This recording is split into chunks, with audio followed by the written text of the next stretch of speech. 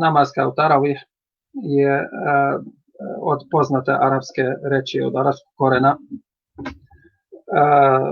Rahat, vi imate slično reč, rahat znači odmor.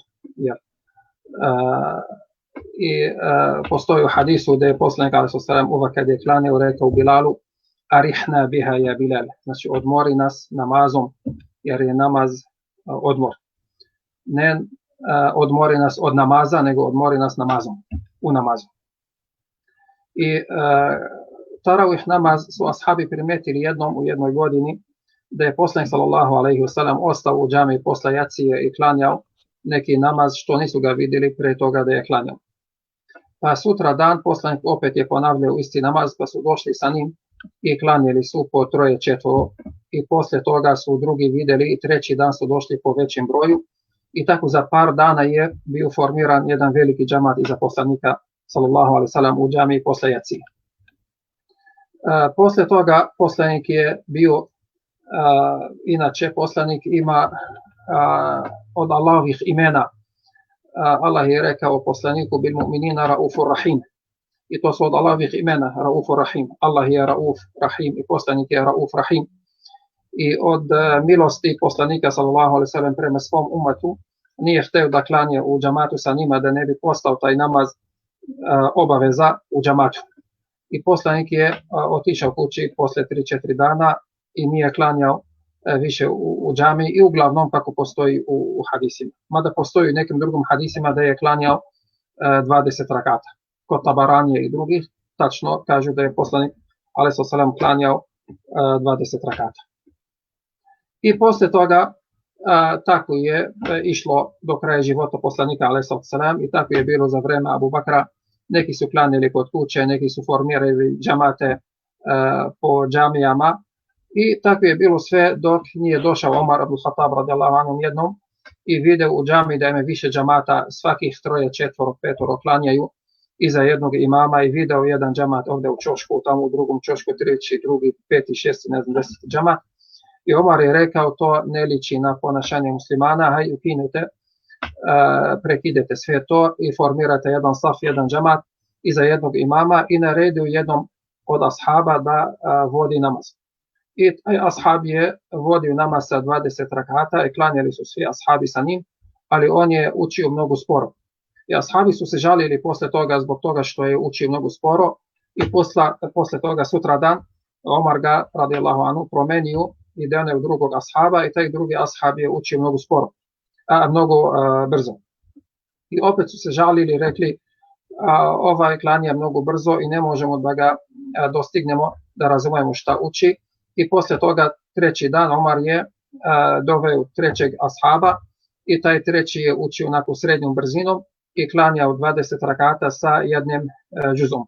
Tako da Omar je prvi koji je formirao zvanično taj namaz i Omar je zvanično je, može da se kaže da je on formirao to da se uči jedan džuz svaki dan u taravihu. I Omar je rekao, može da klanjate taravih namaz posle jacije odmah i može da spavate i da klanjate posle na suhur kad se probudite.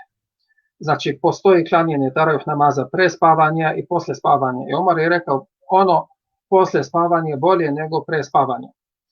To hoće da kaže da ima širok pojam u tome kad se klanja, koliko da se klanja i u tome ništa nije kao obavezno strogo, nego ima prostor za slobodu čoveka.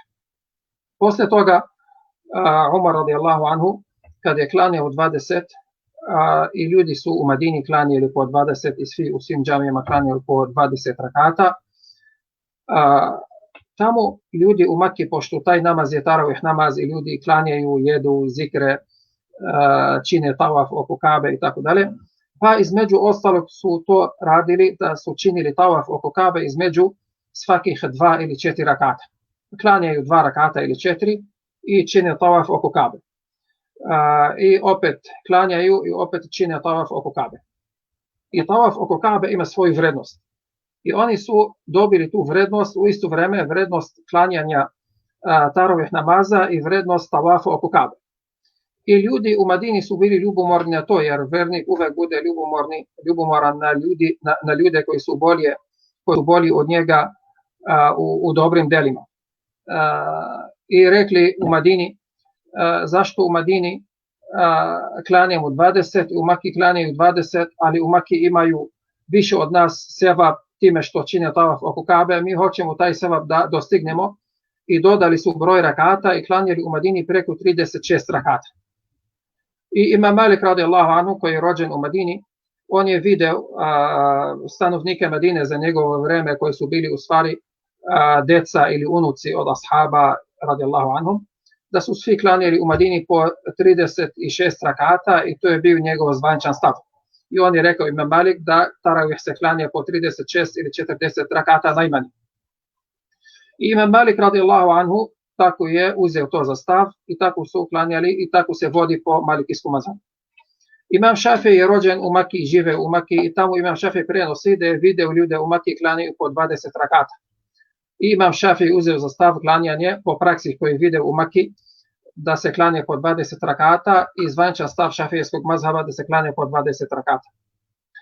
Abdullah ibn Mas'ud radijallahu anhu i Alija radijallahu anhu i Anas ibn Malik radijallahu anhu su bili u Iraku, tamo gde je učio imam Abu Hanifa i gde je rođen i učio imam Ahmad ibn Hanbal. I oni su vidjeli prakse učenika ovih ashaba da su oni klanjaju u Iraku po 20 rakata. I Anas i Abdullah ibn Mas'ud i Alija radijallahu anhu tako su učili svoje učenike džamatlije da klanjaju po 20 i to je uzeo imam Abu Hanifa za zvaničan svoj stav i imam Ahmed ibn Hanbal to isto uzeo za svoj stav. Dakle, imamo mi u islamu 4 mazhaba, 3 to su Šafije, Hanafije, Hanbalije, kažu 20 rakata i 4. mazhab Malikije kažu 36 ili 40 rakata. I tako je ceo umat klanjao i alhamdulillah po tome još uvek nastupaju i klanjaju u Haramu Šerifu u Maki i u Madini. I do dan danas alhamdulillah u Maki klanjaju po 20 rakata i u Madini klanjaju po 20 rakata. U celoj toj priči postoji jedan hadis od Ajša radijallahu anha, kaže da je poslanik alejhi selam klanjao uvek po 8 rakata najviše i nikad nije klanjao više od 8 rakata za jednu noć ni u Ramazanu ni van Ramazana. I taj hadis od Ajše je govorio o klanjanju noćnog namaza, ne o klanjanju taraviha. I zbog toga što je Ajša rekla nije ni u Ramazanu ni van Ramazana nije klanjao više od 8 rakata, neki ljudi su razumeli to bukvalno da se to odnosi na namaz, na taravih namaz, što je u stvari pogrešno tumačenje i neispravno tumačenje tog hadisa. Hanafije i Malikije i Hanbalije i svi učenjaci iz svih mazhaba znaju za taj hadis, znaju što je rekla Ajša radijallahu anha i svi znaju da je Ajša mislila na inače noćni namaz i na nafilu namaz, ne na taravih namaz.